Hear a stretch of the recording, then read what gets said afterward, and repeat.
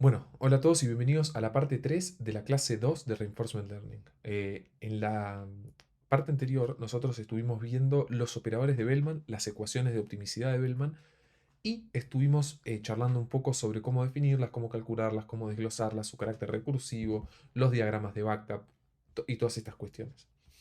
Pero ahora viene realmente lo lindo, no solo porque hay propiedades lindas que tienen estos operadores, sino también porque vamos a empezar y terminar con el problema de optimización, atravesando los problemas de programación dinámica y las ecuaciones de optimicidad y las maneras de resolverlas. Bien, dado, como dije antes, el carácter recursivo de las funciones de valor, nosotros podemos, en primer lugar, observar que las ecuaciones de Bellman, tanto la ecuación de Bellman, la que definimos de manera esta de aquí, vamos a señalarla más que intentar describirla, esta, este B de pi, de B sub pi de S igual a toda esta cosa de acá, esto es la ecuación de Bellman. La ecuación de Bellman la podemos ver como un operador. ¿Por qué? Porque lo podemos ver como un operador eh, que precisamente opera sobre eh, los valores, los valores de la función. Yo acá lo escribí mal, para no hacer falta en mi costumbre, lo voy a volver a escribir en vivo. ¿Por qué? Porque yo acá lo que estaba escribiendo no está bien. Nosotros vamos a... mm, mm, mm.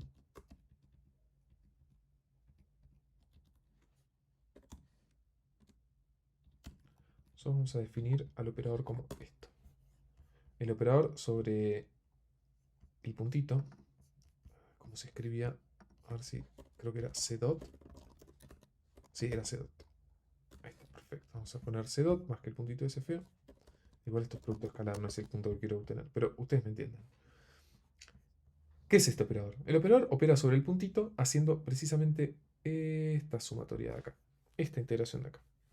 Entonces, lo que vemos es que el operador Bellman, aplicado sobre el valor del estado, es igual al valor del estado. ¿Por qué? Porque precisamente este término de acá, cuando le metemos el Bellman adentro, es precisamente el operador de... es el valor del estado. Si no me creen, reemplacen el puntito por b de pi y van a darse cuenta. Eh, y esta es una propiedad muy linda. Lo mismo pasa con el operador de optimicidad, que tiene el mismo error que me olvidé acá arriba, y lo voy a corregir una vez más en vivo, ahora macheteándome esto de acá. Vamos a ver. ¿Dónde más? ¿Dónde más? Acá. Gamma. Vamos a ver. C dot. ¿Y listo? Listo. Exactamente igual. Si no me creen, vuelvan a la definición de operador de optimicidad.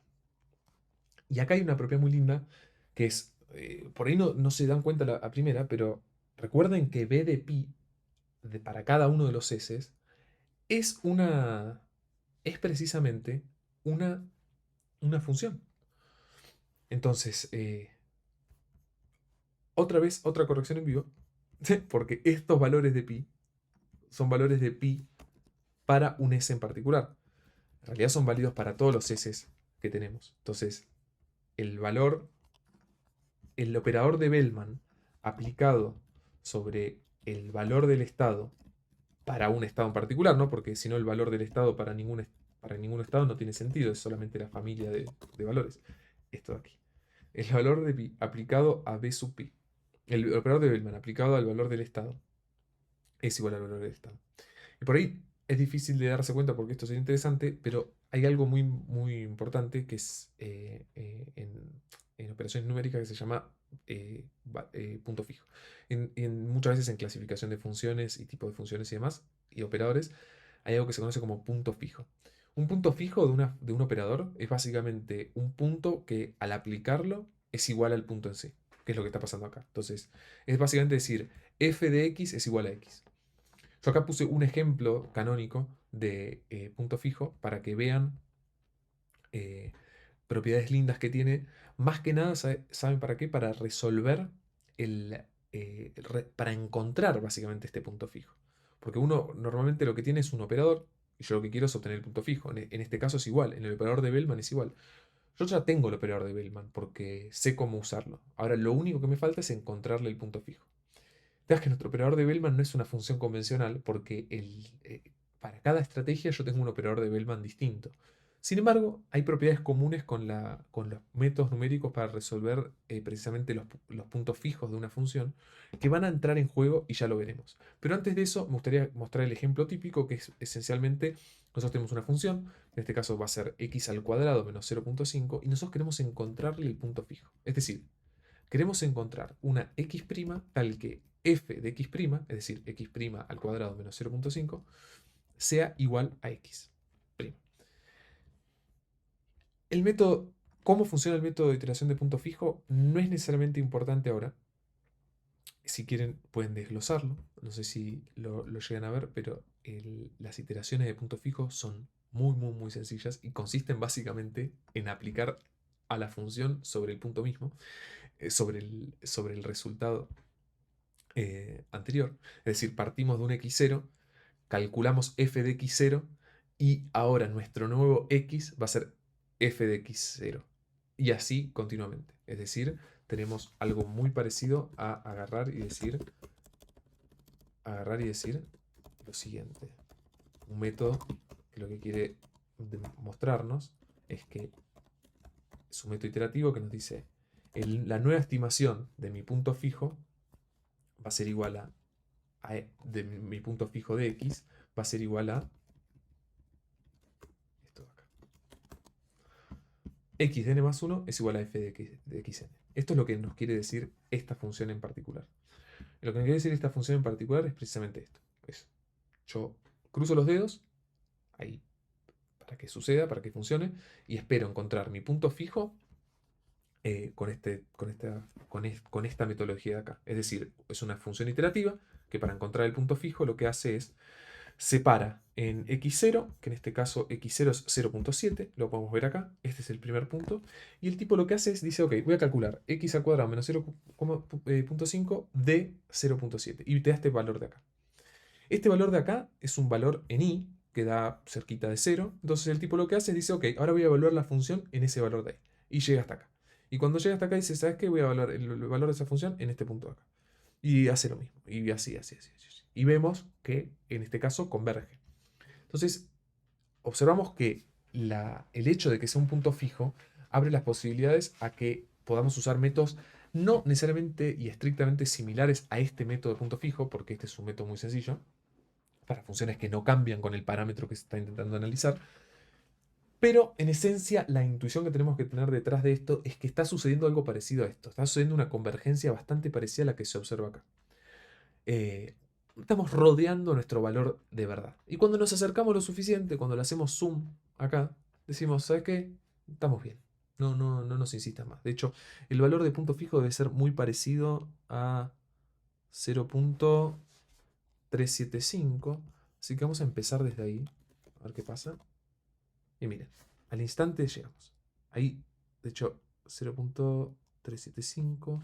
Ah, yo me equivoqué. X0. 375. No, no, no, me equivoqué. Le pegamos tanto. Ah, es menos 0.3.75. 375. Y ahí, miren eso. Miren esa belleza. Haciendo circulitos muy, muy, muy pequeñitos en alrededor del valor que estimamos que es el valor de punto fijo, ¿no? Porque, de hecho, es el punto donde se intersectan estas dos rectas. Para este caso, que es muy sencillo, obvio que es mucho más sensato agarrar, hacer esta igualdad y calcular. Y nos va a terminar dando. Nos va a terminar dando algo muy parecido a eso. De hecho, sería raíz. Ah, no, no. Bueno, no voy a intentar hacer la cuenta en vivo y quedar en ridículo. Bien, entonces, ¿qué intentamos de buscar con esto? Bueno, intentamos de demostrar las similitudes que existen entre los métodos de punto fijo para funciones normales y dar una intuición gráfica y geométrica de qué es lo que está sucediendo cuando nosotros aplicamos métodos iterativos para resolver precisamente problemas de punto fijo. Porque el problema que tenemos que resolver ahora es precisamente un problema de punto fijo. Por ejemplo, imagínense que nosotros tenemos una política. Nosotros tenemos una política y nosotros queremos calcular cuánto vale el valor de estado para esa política. Bueno, En tales casos nos toca agarrar y aplicar el operador de Bellman repetidas veces sobre una misma función de estado. Es decir, nosotros queremos resolver con métodos de iteración el valor del estado.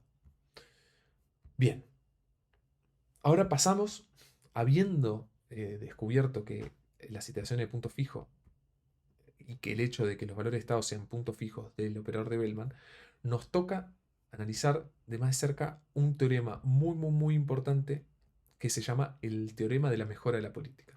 ¿Por qué? Porque ahora cuando pongamos de ejemplo a los métodos de iteración, si no contamos este fenómeno en particular, nunca vamos a poder determinar por qué funcionan y cuál es la intuición detrás. Entonces, para estudiar esto, observemos lo siguiente.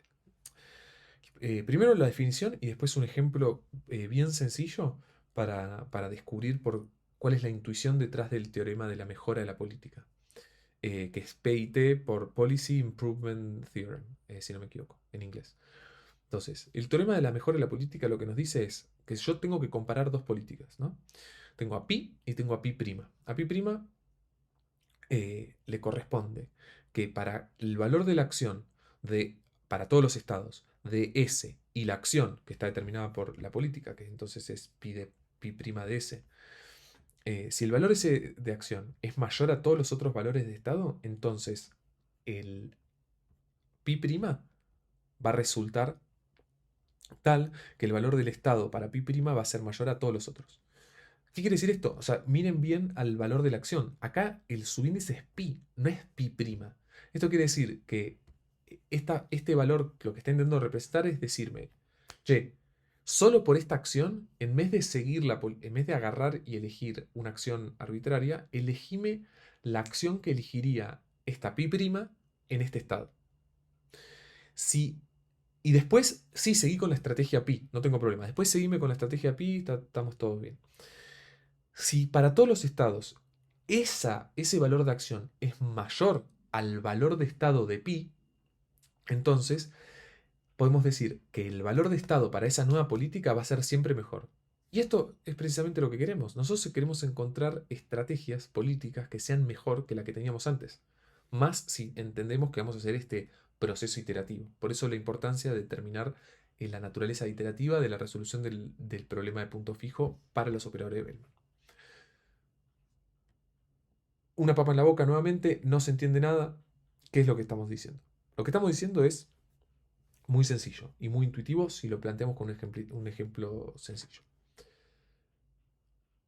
Pongamos que nosotros tenemos solamente tres estados. Tenemos un estado B, un estado U y un estado que lo llamamos final, que básicamente es una formalidad para decir que se terminó el episodio. Es decir, cuando caemos en estado final, no hay vuelta atrás, no recibimos recompensa, cada paso de tiempo que sucede no pasa absolutamente nada porque nos quedamos quietitos en el estado final.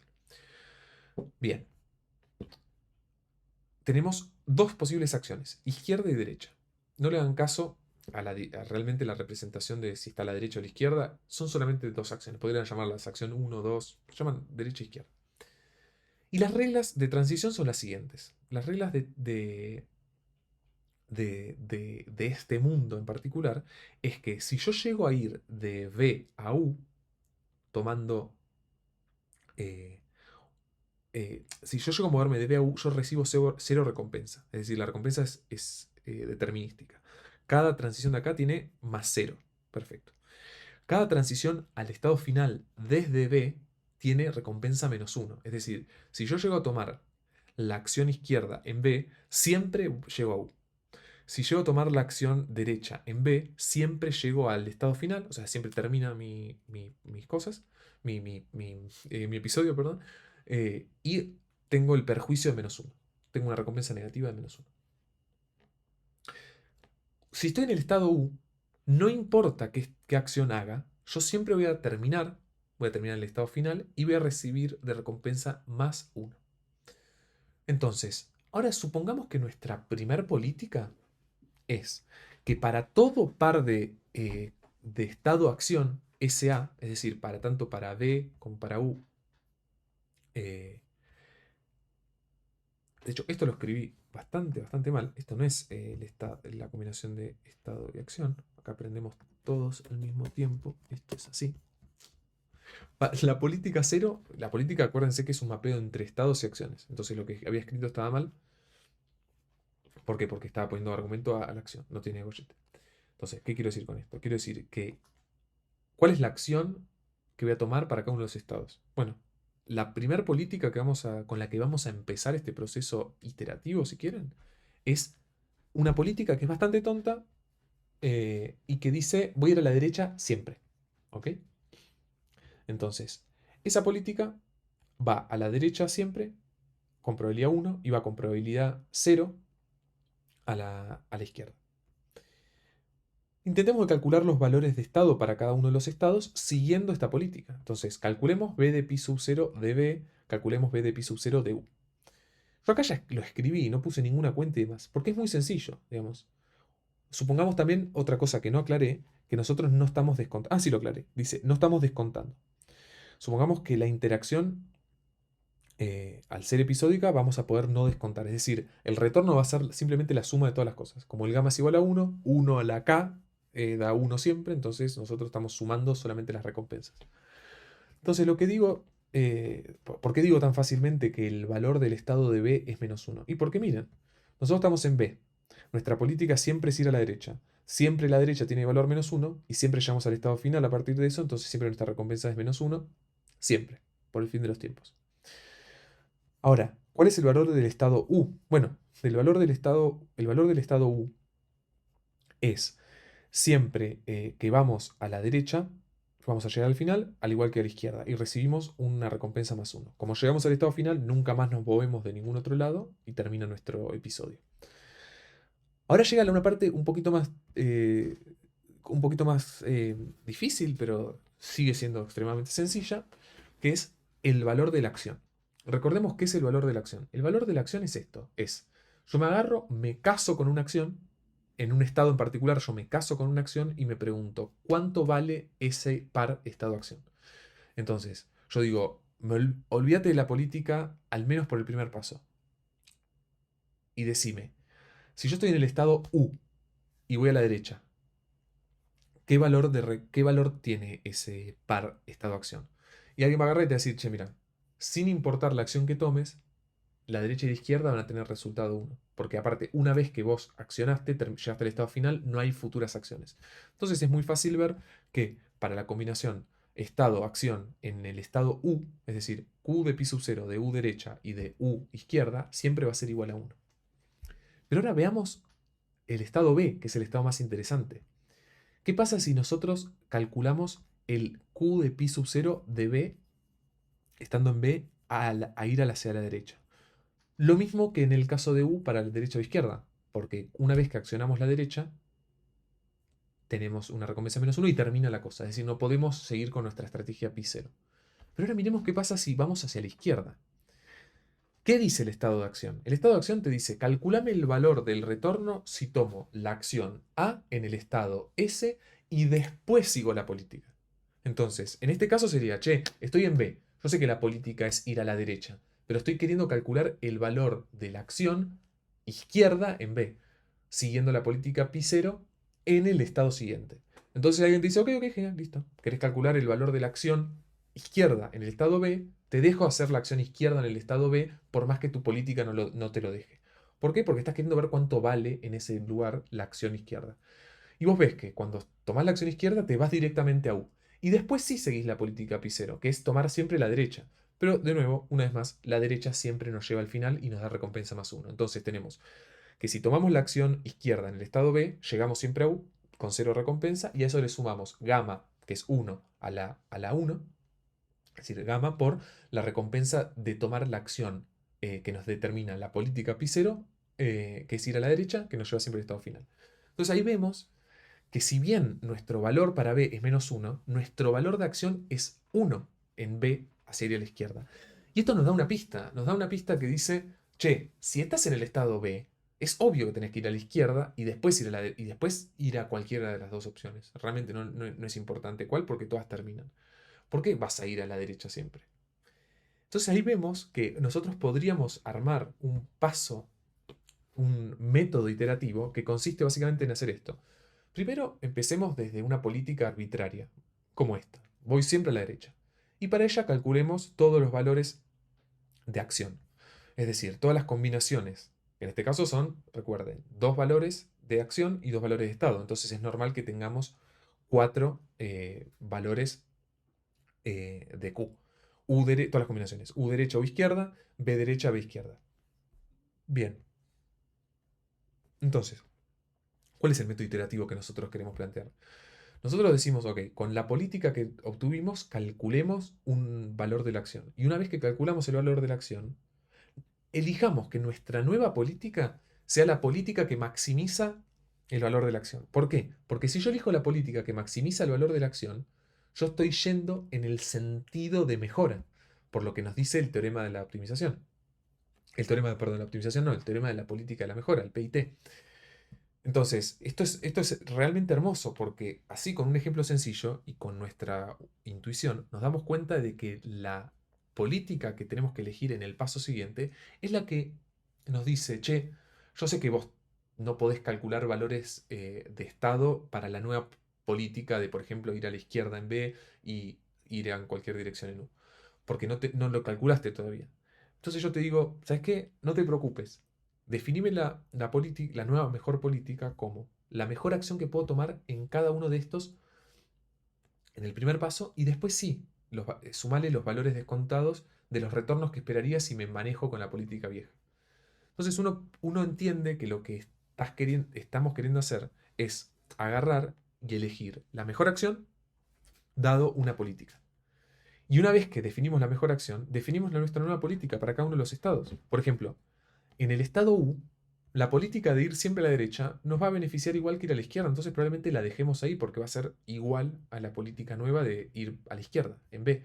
Entonces no necesitamos cambiar la política en U. Entonces la política en U sigue siendo pi de U ir a la izquierda. Pero la política en B cambió y cambió para mejor. Ahora nuestros retornos se maximizan porque vamos a no caer en la trampa de ir a la derecha en B. Y es así como nos damos cuenta que el proceso de optimización en la formalidad que se suele denominar iteración de política se puede ver como un proceso de dos pasos. El primer paso es estimar. Yo necesito saber mis valores de B, necesito saber mis valores de Q. Recuerden que cuando estamos hablando de casos en los cuales nuestros estados son finitos y nosotros conocemos la P, nosotros podemos definir siempre a Q en función de B. Eso es muy importante. No necesitamos calcular Q como hicimos antes. Antes lo hicimos, en este ejemplo lo hicimos porque es muy sencillo, pero en los casos generalizados no hace falta.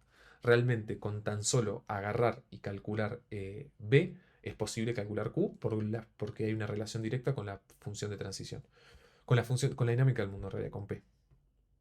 Entonces, decía, tenemos un paso de estimación de B que nos permite calcular Q, porque B y Q están relacionados. Y una vez que tenemos Q, agarramos y hacemos esto. Decimos, che, ¿sabes qué? La nueva política es la que agarra y elige la mejor acción usando la política anterior. Entonces, agarro la política anterior, calculo Q de la política anterior y elijo la mejor acción en ese caso. Entonces, todo el tiempo estoy pasito a pasito estimando, mejorando, estimando, mejorando, estimando, mejorando. Hasta que en algún momento nosotros esperamos llegar a una situación como esta, que después de tanto estimar y mejorar, en algún momento ya no mejoramos más. Entonces, en los métodos iterativos que se suelen implementar, nosotros tenemos una noción de, por ejemplo, tolerancia. Nosotros agarramos y decimos, si nos acercamos, si no cambiamos mucho en los últimos 10 pasos, en realidad se suele decir, si no cambiamos mucho entre el paso anterior y este, listo, cortame la iteración porque la compu no puede estar corriendo por siempre.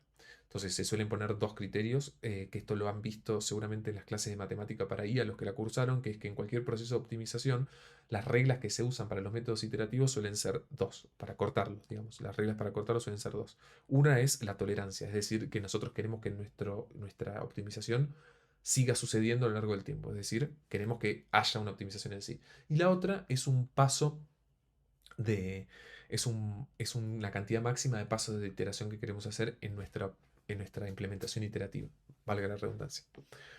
Bien, habiendo dicho eso, hablemos un poco sobre los métodos en sí. Que esta es la parte, si se quiere, más divertida Yo la considero igual más divertida la anterior porque es el fundamento teórico que nos permite después implementar métodos que se sabe que funcionan. ¿Y por qué se sabe que funcionan? Bueno, hay dos, como dijimos, dos pasos. Está la evaluación y la mejora.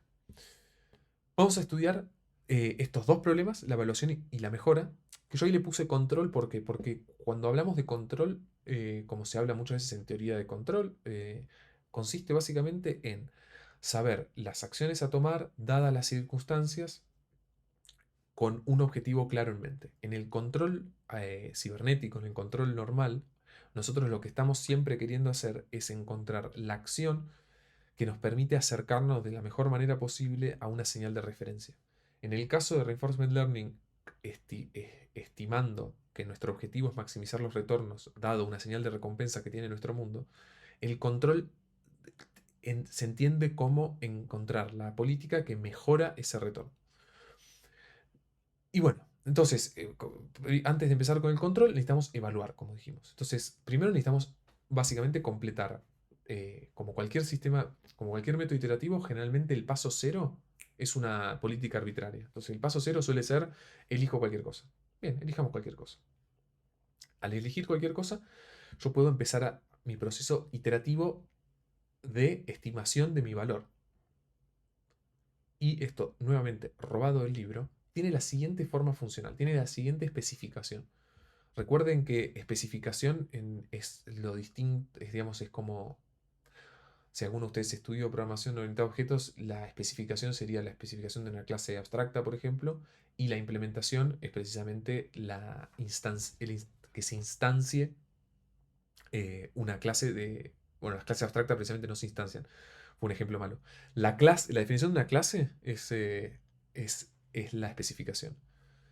Porque nosotros estamos especificando cómo se verían las cosas que van a ser de esa clase. Y los objetos son precisamente eso, son las implementaciones de ello. Yo acá dejé, y se los dejo de regalo, porque es muy sencillo y tampoco queremos extender mucho esta clase. Acá les dejo básicamente por qué el método iterativo funciona. Y veamos el método iterativo.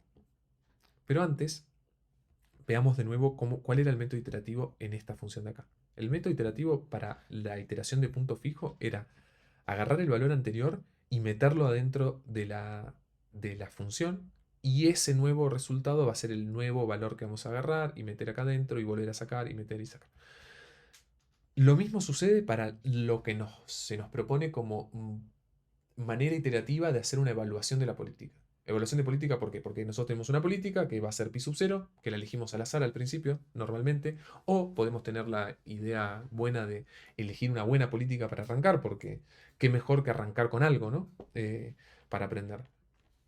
Se podría pensar como una noción de un gradiente de transferencia de conocimiento. Por ejemplo, si yo jugué mucho a las damas y después juego al ajedrez, algo tal vez puedo hacer de analogía y puedo no empezar necesariamente en cero moviendo las piezas de manera arbitraria. Por ahí algo puedo hacer. O por ahí ni siquiera jugué a las damas, pero vi jugar al ajedrez, no aprendí, pero algo pude percibir y entonces mi política inicial va a ser por ahí imitar a los que jugaban bien. Me va a salir mal porque después que llega una situación que no vi, no voy a saber qué hacer, pero bueno, se entiende cómo esto puede beneficiarte en una primera instancia. Bastante parecido a lo que entenderíamos como valores optimistas. Paréntesis cerrado. Veamos por qué este método iterativo es exactamente igual al que hicimos recién para la iteración de punto fijo. Porque estamos agarrando, lupeando para cada uno de los estados y estamos diciendo, ¿sabes qué? El nuevo valor de mi estado va a ser igual a calcular con la ecuación de Bellman reemplazando con el estado anterior.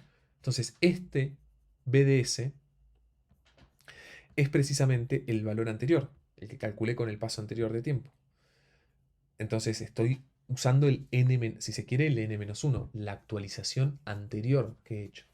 Por eso se lupea seteando un delta igual a 0 hasta que el delta sea menor a un teta, que se lo pone como teta por threshold, dice acá threshold. El threshold en inglés significa básicamente un valor a partir del cual, bla, bla, bla. En este caso es el valor a partir del cual yo voy a decir me acerqué lo suficiente.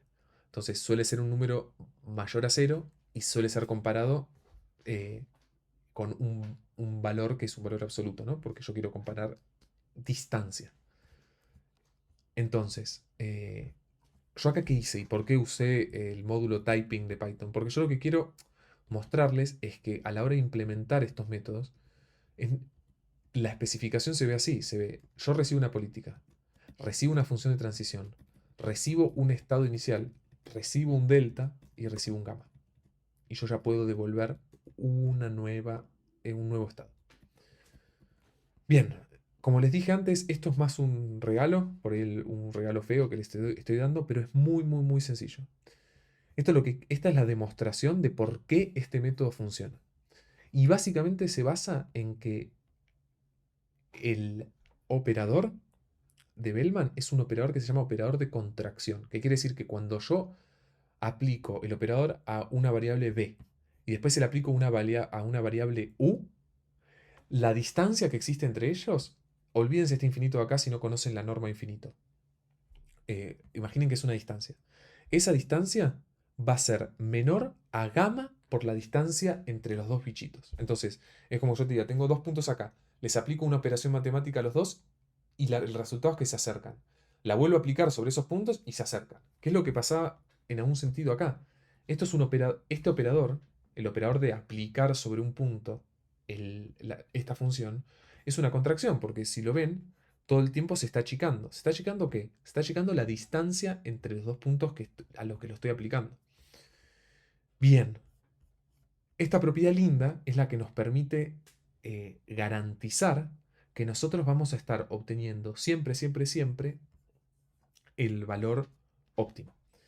Eh, Perdón, no el valor óptimo. En el caso de la estimación, nos garantiza que la distancia que haya entre nuestro primer valor y entre nuestro último valor sea la misma. Entonces, acá la magia.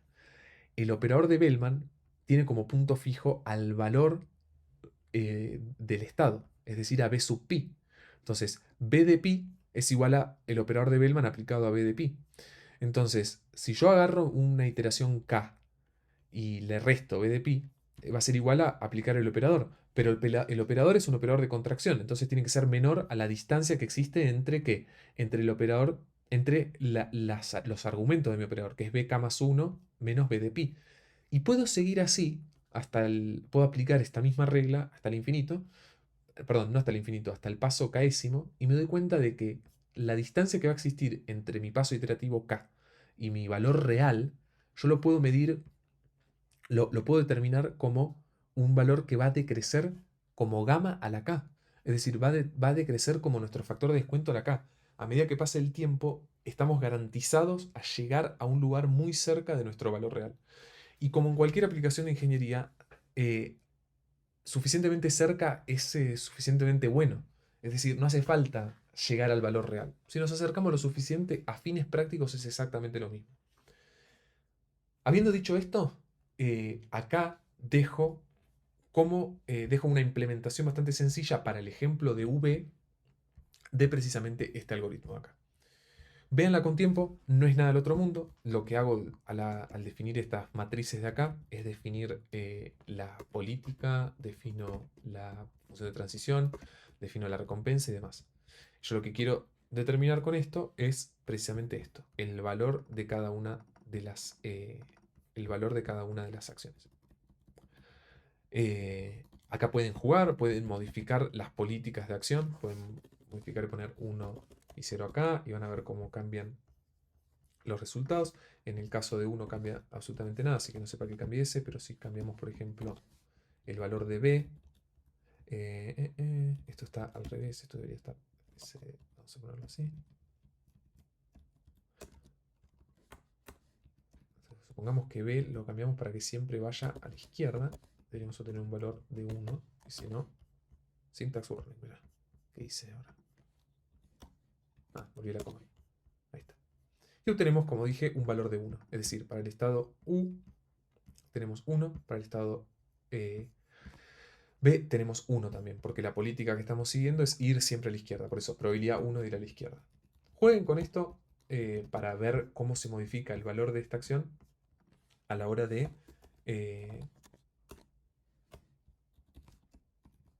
¿Por qué el valor de la acción a la hora de cambiar la política.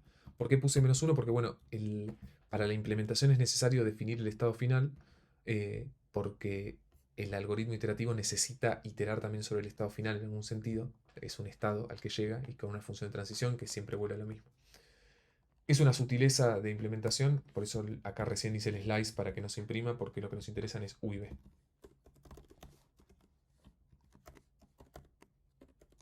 Dios. U, B. Bueno. Bien. Habiendo dicho eso, miremos en el ejemplo de U y B, usando esta implementación del algoritmo que podemos encontrar en el libro para la iteración de política, veamos cómo funciona esto de cambiarle el gamma a nuestra función. Cómo se ve en el valor de la función, cómo se ve para una política en particular, cómo se ve esto de cambiarle el gamma. Entonces, acá lo que elegí fue agarrar la política que estaba definida antes, esos gráficos corresponden a la política que estaba definida antes, que es básicamente decir, en el 50% de los casos voy a la izquierda, en el 50% de los casos voy a la derecha. Una vez que yo definí eso, yo voy a calcular el valor de pi en función de S y de gamma. En este caso, los valores que tengo son el estado final, U y B. No sé por qué hay una... Eso. Ahora sí. Pero había cambiado la política, así que me toca hacer de vuelta así. Ahí, de nuevo, estoy... ¿Qué quiero mostrar con esto? Bueno, como dice esto, este es el valor de pi para cada uno de los estados en función de gamma ahora.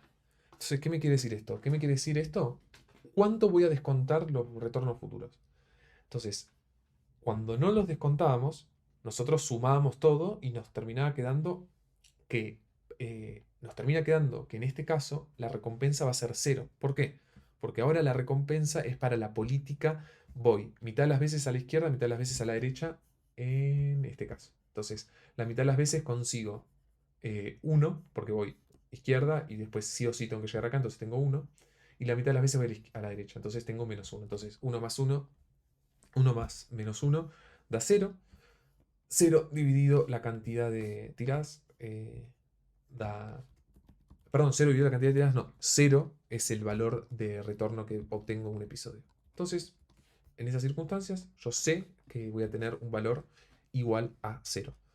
Si yo nunca descontase, eso quiere decir que solo miro las recompensas inmediatas. Entonces, como el 50% de las veces voy a un lugar que me da 0 de recompensa y el 50% de las veces voy a un lugar que me da -1 de recompensa, yo estoy haciendo básicamente 0.5 por 1, que me da -1, perdón, que me da -0,5, más 0.5 por 0, que me da 0, entonces esa suma da -0.5. Entonces lo que vemos acá es que el valor de mi función va de -0,5 hacia 0 a medida que aumento el gamma. Y es verdad que tal vez esto fue un poco una idea mala porque no habíamos visto esta política como política 0. Habíamos visto la política 1-0. Es decir, la política que siempre estando en B va hacia la izquierda.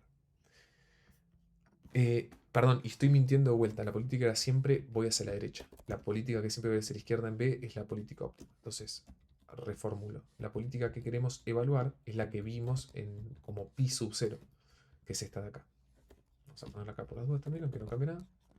Esta es la que a nosotros nos interesa. Y vemos claramente que nuestro valor es -1 y 1. ¿Por qué? Porque nuestra política colapsa siempre hacia uno de los dos valores. Perdón, siempre colapsa hacia el estado final. En el caso de B, por eso es -1. Y ahora miremos cómo cambia a medida que cambio gamma eso. Bueno, no cambia absolutamente nada. ¿Por qué? Porque la política me dice que siempre voy a ir hacia la izquierda, hacia la derecha. Entonces, sin importar cuánto descuente, mi acción siempre me va a llegar a un estado final. Por eso yo había puesto el ejemplo aquí de que tal vez en el estado B yo quiero ir la mitad de las veces hacia la izquierda y la mitad de las veces hacia la derecha.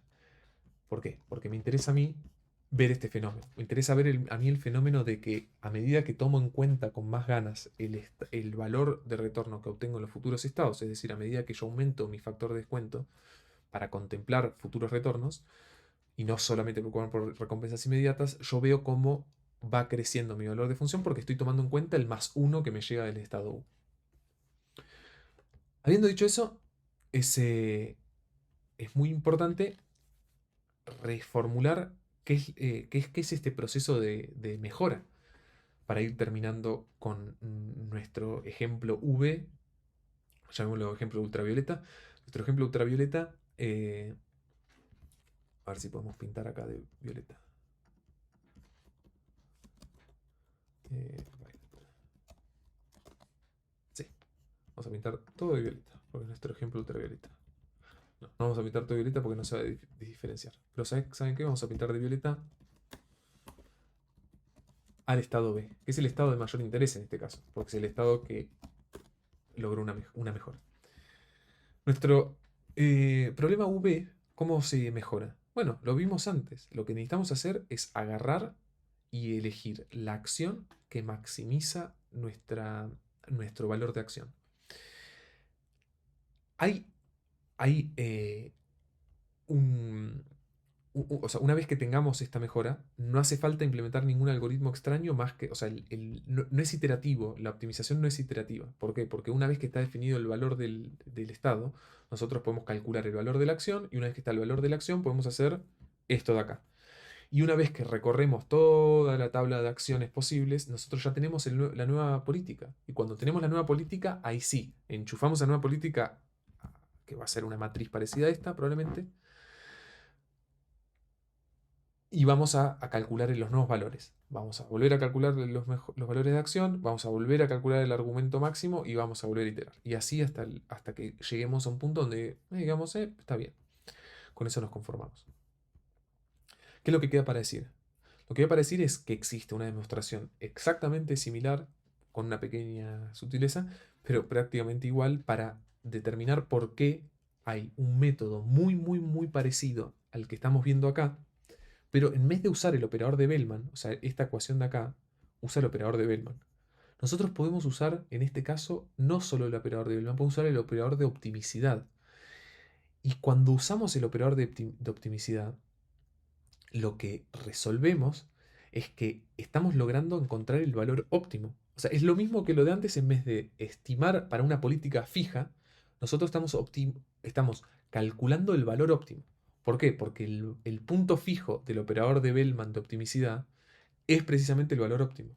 Entonces, una vez que calculamos el valor óptimo y decimos, che, estamos bastante cerca, que es en el límite, pero antes de llegar a infinito, claramente lo conseguimos algo bueno. Una vez que llegamos a ese valor, ¿saben lo que hacemos? Agarramos y decimos, ¿cuál es el argumento máximo de cada uno de los valores de acción? Ok, este. Agarramos todos y ahí tenemos nuestra política óptima.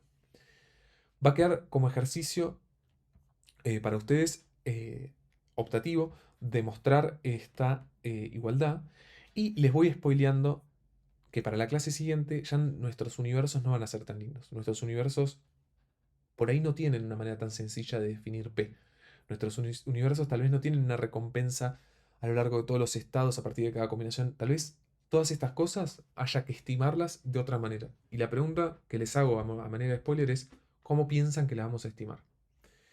Bien, habiendo dicho esto, me despido y los veo en la clase sincrónica eh, y luego estaremos estudiando métodos mucho más cancheros y generales para la estimación de valor y el control de nuestra política para lograr el óptimo, es decir, para aprender.